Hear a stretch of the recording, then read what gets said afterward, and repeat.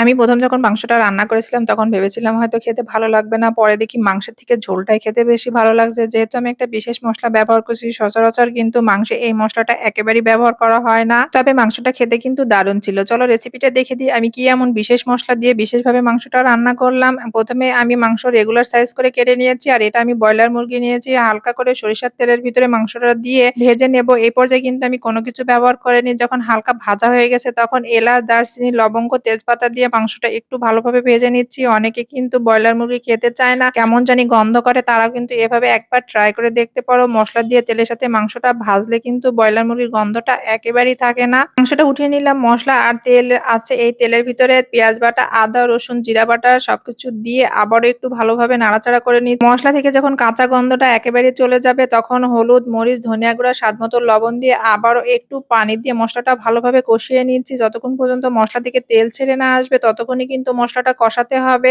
আর মসলাটা যখন ভালোভাবে কষানো হয়ে গেছে সেই পর্যায়ে কিন্তু আমি মাংসটা এখন দিয়ে দিলাম। দেওয়ার পর আবারও একটু সময় নিয়ে ভালোভাবে কষিয়ে নিচ্ছি। আর এখানে বিশেষ মসলা যেটা হচ্ছে সরিষা বাটা। সরিষা বাটা দিয়ে মুরগির মাংস রান্না করলে খেতে কিন্তু দারুণ লাগে। কিন্তু এই মাংসটা রান্না করারও কিছু সিস্টেম আছে। ১ম পর্যায়ে যদি সরিষা বাটাটা দেওয়া যায় তাহলে কিন্তু সরিষা বাটা তিতা হয়ে যেতে পারে। মাংস কষানোর শেষ পর্যায়ে সরিষা বাটাটা দিয়ে আবারও একটু পানি দিয়ে হালকা করে কষিয়ে নিয়ে পরিমাণ মতো ঝোলের পানি দিয়ে টানিয়ে নেওয়া পর্যন্ত অপেক্ষা করতে হবে। মসলাটা এই পর্যায়ে কিন্তু আমার অনেক ভালোভাবে কষানো হয়ে গেছে। আর মাংসে আমি এখানে কিন্তু গরম পানি এড করে দিয়েছি। গরম পানি দিয়ে আবারও একটু নাড়াচাড়া করে পানিটা নামিয়ে এরকম মাখো, মাখো ঝোলে নামিয়ে নিয়েছি। আর গরম, গরম ভাতের সাথে এটা খেতে কিন্তু অসাধারণ হয়েছিল। সবশেষে কিন্তু তেজপাতাটা ফেলে আমি খাওয়ার টেবিলে পরিবেশন করেছি।